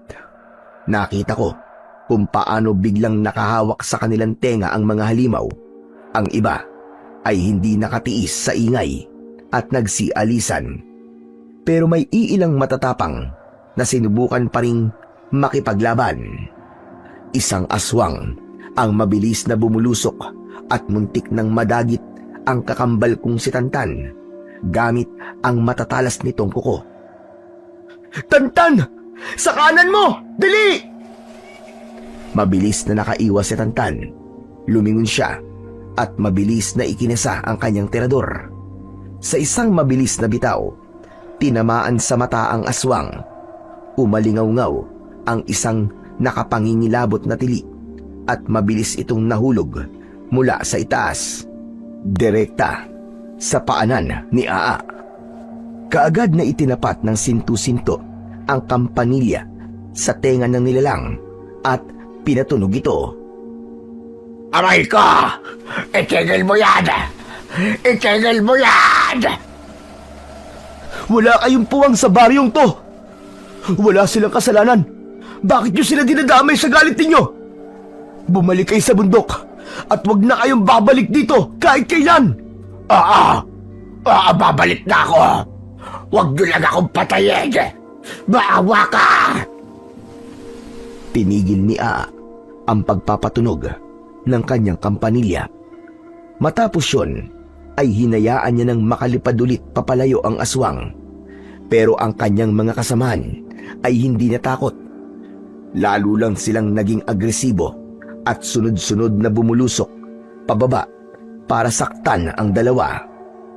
Muling itinaas ni Aa ang kanyang kampanilya, pero sa pagkakataong ito, hindi lang basta kalansing ang ginawa niya. May kakaibang ritmo ang kanyang pag-alog. Mabagal sa simula, tapos ay biglang bibilis, tapos babagal ulit. Sa bawat tunog nito, may nakikita kong parang gintong liwanag na bahagyang kumikislap sa paligid nila. Tapos yung mga aswang, bigla silang nagsisitalsikan. Para bang bumabangga sila sa isang hindi nakikitang shield o harang. Ano ha? Kaya niyo pa ba? Wala pala kayo eh. Akala niyo siguro ganun-ganun lang kami kadaling makuha, no? Sige, sugod! Subukan niyo! Napahanga talaga ako sa dalawa. Hindi ko akalaing may kapangyarihan pala yung sintu-sinto na kaibigan ni Tantan. Nanatili ako sa pinagtataguan ko at patuloy lang silang pinanood. Parehas silang pinagmamasdan ang mga nilalang na nakahandusay sa lupa. Umalis na kayo! Habang may pagkakataon pa kayong mabuhay! Muling pinatunog ni Aa ang kanyang kampanilya at muli nakita kong nagtakip sila ng kanilang mga tenga. Nang huminto ang kalembang, nakita ko dumugo ang kanilang mga tenga. Sinasabi ko sa inyo, lumayo kayo sa baryong to! Huwag niyo kaming pilitin! Nalipulin kayong lahat! Ayokong pumatay. Labag yan sa kalooban ko. Dahil alam kong biktima lang din kayo ng pagkakataon. Alam kong nasira ang mga pugad ninyo at naghihiganti lang kayo. Pero sana, wag dito sa baryo. Dahil maraming inosenteng pamilya ang madadamay dito. Tama siya! Yung mga tao rito sa baba, wala silang kasalanan sa inyo. Kung nasira man ang kuta ninyo sa bundok, pati tong baryo namin, nasira din naman ah. Pare-pareho lang tayong nawalan. Kaya huwag kayong magiganti dito. At hindi nyo kami kalaban. Last warning na to. Kapag hindi pa rin kayo tumigil, mapipilitan na akong gamitan kayo ng pinakamalakas na kapangyarihan nitong kampanilya ko. Hindi lang kayo mamamatay, kundi masusunog kayo at magiging abo. Walang matitira sa inyo kahit isa. Gusto nyo ba yun? Isang malakas na hiyaw ang pinakawalan ng isang aswang na tila sumasagot sa sinabi ni Aa. Ramdam ko yung galit nila, pero nandun din yung takot dahil sa gintong liwanag na bumabalot kina Aa at Tantan. O ano? Nakikinig ba kayo? O gusto nyo pang tikman tong bala ng tirador ko? Layas! Alis na! Sa isang hudyat, sabay-sabay na lumipad ang mga nilalang. Lumayo na sila at tinahak ang direksyon pabalik sa bundok. Nakahinga ko ng maluwag nang masigurong wala na kahit isang aswang sa paligid. Ang gintong liwanag naman ay nawala na din. Ayos, nakaalis na sila ngayon. Pero wag tayong papakasiguro. Baka bumalik pa rin sila. Hayaan na muna natin yan. Ang mahalaga, naitaboy natin sila bago pa sila makapaminsala sa mga tao sa loob ng baryo natin. Di ba? Namangha ako habang pinapanood sila. Ang kapatid kong madalas na nagsusungit at yung sintu-sinto na pinagtatawanan ng lahat ay isa palang manunugis na mas matapang pa sa kahit na sinong matanda o siga sa aming baryo. Sila palang dalawa ang nagbabantay sa amin habang kami ay natutulog at walang kamalay-malay sa panganib na nasa loob ng aming baryo. Tara na! Sige, iatid na kita sa inyo. Pero ikaw, saan ka ba talaga tumutuloy? Yung totoo, Mahirap kasi yung pakalat-kalat ka lang kung saan-saan. Lalo na ngayong gabi-gabi na silang sumusugod. Doon lang ako. Doon, sa may nasirang simbahan. Doon? Eh di ba sira na yun? Bakit hindi ka nalang kaya sumama sa akin? Pwede kitang pagawang kay tatay ng isang maliit na kubo para naman may maayos ka matutuluyan. Ako na ang bahalang magpaliwanag sa kanya kung ano ka at kung ano talaga ang mission mo rito sa baryo natin. Hindi naman pwedeng ganyan ka na lang. Isa kang bayani, tapos natutulog ka lang sa isang sirang gusali? Hindi, wag na. Okay lang ako. Ang tahanan naman ng Diyos, ang tahanan ko, kahit sira pa yun. Tumango si Tantan. Pagkatapos nilang mag-usap, ay naglakad na silang dalawa. Hindi nila alam na nakasunod ako sa likuran nila. Alam mo, wish ko lang talagang magawa na ulit yung simbahan na yon. Kasi simula nang gumuho yun at nawalan kami ng pare, parang naging mas madilim na ang baryo namin eh. Iba pa rin kasi yung may gumagabay, yung may nagdarasal para sa proteksyon mula sa itaas. Pakiramdam ko, kaya kami pinapasok ng mga aswang kasi mahina na ang kapit namin sa itaas eh. Totoo yan sinasabi mo, Tantan. Kapag talaga nawala ang pananampalataya ng mga tao sa isang lugar, mawawala talaga ang liwanag. Pero wag ka mag-alala. Yung wish mo, matutupad yan, panigurado. Talaga? Paano? Basta, alam ko matutupad yun. Ikaw talaga, pinapa-excite mo naman ako eh. Pero kung totoo man yan, magiging ako ang pinakamasayang bata dito sa amin. Gusto ko na talagang magsimba saka magmano sa pare eh. Bakit ka pa maghanap ng pare? Eh pwede ka namang magmano sa akin. Ikaw talaga, binibiro mo naman ako eh. Sabi ko sa pare ako magmamano. Tumigil sa paglalakad si Aa at tinitigan siya nito ng matagal. Biglang lumapit si Tantan. Biglang yumuko para abutin ang kamay ng sintu-sinto. Nagmano siya rito ng may buong paggalang. Pagkatapos magmano, hindi pa rin siya bumitaw. Niyakap niya ng maigpit si Aa. Salamat ah. Salamat sa pagbabantay at pagtataboy dun sa mga aswang. Alam mo, kung di dahil sa'yo, baka wala na kaming lahat dito. Nagulat ako sa nakita ko. Si Tantan, na madalas na masungit at matigas ang loob, ay ganun na lang kung magpakita ng emosyon. Bahagya din natigilan si Aa, pero dahan-dahan niyang tinapik ang likod ng kapatid ko at ngumiti. Wala yun. O ano? Tara na. Kumala si Tantan sa yakap at tumingin sa mukha ni Aa. Nagpatuloy sa paglalakad ang dalawa habang seryosong nagpatuloy sa pag-uusap. Pero bigla siyang huminto at lumingon. Agad akong nagtago. Alam mo, mukhang may nakasunod sa atin. Ha? Aswang ba? Hindi. Sige, lapitan mo. Nandun siya sa may likod ng puno na yun. Itinuro ni Aa ang puno kung saan ako nakatago. Mabilis na lumapit si Tantan. Pagkakita niya sa akin, nanlaki ang mga mata niya sa gulat. John? Anong ginagawa mo dyan? Kanina mo pa ba kami sinusundan? Ha? Oo. Nakita ko lahat. Lahat ng ginawa nyo. yung kampanilya, yung mga aswang, basta lahat nakita ko. Talaga? Nakita mo? Anak ng... talagang napakakulit mo naman pala talaga no? Sabi ko sa'yo, matulog ka na, di ba? Bakit ka pa sumunod? Sinundan kasi kita kasi alam ko may pinaplano ka eh. Lagot ka, susumbong kita kay tatay. Sasabihin ko na lumalabas ka sa gabi at kung ano-anong ginagawa mo kasama si Aa. Siguradong papaluin ka ni tatay kapag nalaman niya to.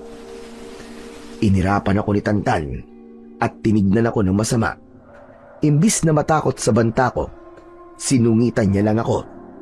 Ganon. Isusumbong mo ako. Sige, subukan mo. Pero bago mo magawa yon, Biglang nanlaki ang mga mata ni Tantan habang nakatingin sa likuran ko. Itinuro niya ang madilim na bahagi ng kalsada na nasa likod ko lang. Yun. Sa likod mo, may aswang. Huwag kang gagalaw. Mabilis akong tumakbo palapit kay Tantan at yumakap sa braso niya habang lumilingon-lingon sa paligid. Pero nang makita kong tumatawa siya, doon ko naintindihan na niloloko niya lang ako. Takot ka naman pala Nakakainis ka. Hindi nakakatuwa yun, Tantan ha. Tama na yan. Huwag mo nang isusumbong ang kapatid mo, Junjun. Ginagawa niya lang to para sa inyo. Mabuti pa, tara na, bilisan na natin. Malapit nang mawala ang bisa ng pampatulog na galing sa tunog ng kampanilya ko. Baka magising na ang tatay nyo. Dahil sa sinabi niyang yun, ay mabilis na kaming naglakad hanggang makarating sa bahay. Sige na, Aa. Salamat sa paghatid mo sa amin, Mag-iingat ka sa pag-uwi, Tumango lang si Aa, tapos ay naglakad na siya, pabalik sa sirang simbahan. Kami naman ni Tantan, nag-unahang makapasok sa bahay. Sa likod kami dumaan para hindi kami mapansin ni tatay kung sakali man na magising siya. Pagkahiga namin, ay hindi ako kagad nakatulog dahil sa dami ng iniisip ko. Pero makalipas ang halos 1 oras, dinalaw na rin ako sa wakas ng antok.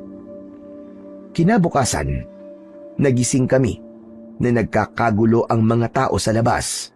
May mga sumisigaw at nagtatakbuhan. Tantan, ano yun? Nagkakagulo sila sa labas ha. Hindi kaya sumugod na naman ang mga aswang? Hindi ko alam. Tara, tignan natin. Mabilis kaming lumabas ng bahay. Wala si tatay sa loob. Kaya naman nagpasya kami ni Tantan na lumabas na at tignan kung ano ang nangyayari doon. Nakita namin ang mga tao. Tumatakbo sila papunta sa iisang direksyon. Kaya naman nagpasya kaming sundan ang agos ng mga tao. Pagdating namin sa dulo, doon sa may paanan ng bundok, nakita namin kung ano ang nangyari. Yung mga illegal loggers na tauhan ni Congressman ay natagpo ang patay. Nakakatakot ang sinapit nila. Ang kanilang mga katawan ay durug na durug at puno ng malalalim na tuka na tila gawa ng dambuhalang mga ibon. Sa gitna ng kaguluhan ay hinanap ko si Aa, pero wala siya. Hindi ko siya nakita. Wala na siya. Tapos na ang misyon niya rito sa baryo, Junjun. Umalis na siya para muling simulan ang bago niyang misyon. Ganon? Umalis na siya? Sigurado bang ligtas na tayo laban sa mga aswang na yun? Hindi na ba sila babalik dito? Hindi ko alam. Naku po, ano namang klaseng sagot yan, Tantan? Wala palang kasiguraduhan eh.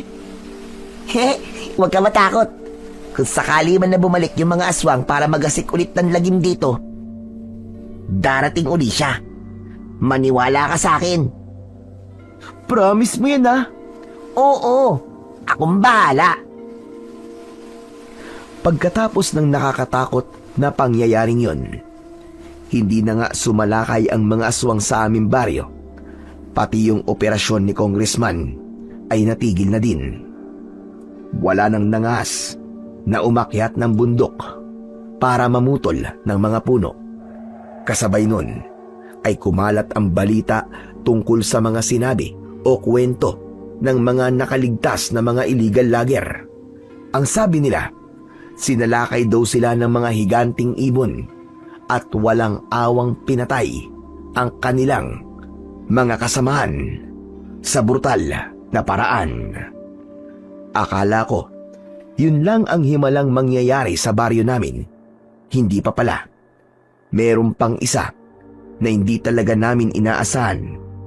Isang umaga, nakita na lang namin ang mahabang linya ng mga truck ni Congressman na papasok sa baryo. Pero sa pagkakataong ito, hindi ito gagamitin sa pagtutroso, kundi nagpamigay sila ng sako-sakong ayuda, bigas at grocery para sa lahat. At higit sa lahat ng yun, nagbaba sila ng mga materyales para sa pagpapagawa ng aming simbahan. Nagkatitigan si Tatay at Mang Carlos habang pinanonood ang mga trabahador na nagsisimula ng linisin at ayusin ang pagtatayuan ng bagong simbahan. Pare, anong masamang hangin kaya ang nagtulak kay Congressman para gawin ito? Abay, dati-dati naman eh. Wala siyang pakialam sa baryo natin ah. Anong himalang nangyari, pare? Hindi masamang hangin na nagtulak sa kanya, pare. Marahil ay nakalanghap siya ng sariwang hangin, kaya nalinis ang utak niya at nagkaroon na ng konsensya. O baka naman, natakot na rin siya na baka siya na ang isunod na mga ibon na yon kung hindi pa siya magbabago. Natawa ng bagya si Mang Carlos, pero bakas pa rin ang pagtataka sa kanyang muka habang pinanonood ang mga truck na nagbababa ng mga simento at yero sa tapat ng lumang simbahan. Lumipas ang ilang linggo at mabilis na natapos ang pagpapatayo ng simbahan. Dumating ang araw na pinakahihintay ng lahat, ang unang misa pagkatapos ng pinagdaanan naming dilubyo. Tuwang-tuwa ang mga tao dahil sa balitang may bago na ring pari na itinalaga sa lugar namin. Masayang-masaya ako habang naglalakad papunta sa simbahan. Pero ang mas masaya ay si Tantan, kasi sabi niya ay kinuha siya ng bagong pari para magsilbi bilang sakristan. Ilang sandali pa ay naglakad na papunta sa altar ang pare. Natulala ako sa nakita ko. Napakagwapo ng pari at malinis na malinis ang kanyang itsura sa suot na puting abito. Ngunit habang tinititigan ko siya, pakiramdam ko ay nakita ko na siya kung saan. Pamilyar kasi ang kanyang mga mata. Nang magsimula na ang misa, kinalembang na ni Tantan ang hawak niyang kampanilya. Doon ako napatitig ng maigi. Ang kampanilyang yon ay kamukhang-kamuka ng gamit ni Aa noon. At noong humilya, nagpakilala siya. Ang pangalan niya ay Father Antonio Abad. Doon ko napagtanto na si Aa at ang bagong pari ay iisa. Ang sintu-sinto na pinagtatawanan ng lahat noon ay ang taong ipinadala pala ng Diyos para iligtas kami sa dilim. Ngumiti siya sa direksyon ko at alam kong alam niya na nakilala ko siya. 10 taon ang lumipas. Naging maayos na ang lahat sa aming baryo. Maging kami ni Tantan ay naging maayos na din. Sa tulong ni Aa o ni Father Antonio, nakapag-aral kaming dalawa. Si Tantan ay pinag-aral niya sa seminaryo. Ngayon ay isa na ring ganap na pari ang kakambal ko at nagsisilbi siya sa karatig na bayan. Dala ang parehong tapang at kabutihan na ipinakita niya nung bata pa kami. Ako naman, Sa tulong pa rin ni Father Antonio ay nakapagtapos din ng pag-aaral sa kursong agriculture. Mula nang maging maayos ang lahat sa baryo, tuwing dapit hapon ay tumutunog ang kampana sa simbahan. Sandali akong tumitigil para magdasal at magpasalamat sa Poong May Kapal. Ang tunog kasi ng kampana ang simbolo na ang aming baryo ay mananatiling ligtas, maliwanag at malayo sa anumang panganib. Hanggang dito na lamang po ang kwento at sana ay may natutunan po kayong aral at nagustuhan nyo rin ang aking paglalahad. Hanggang sa muli at pagpalain nawa kayo ng Poong May Kapal.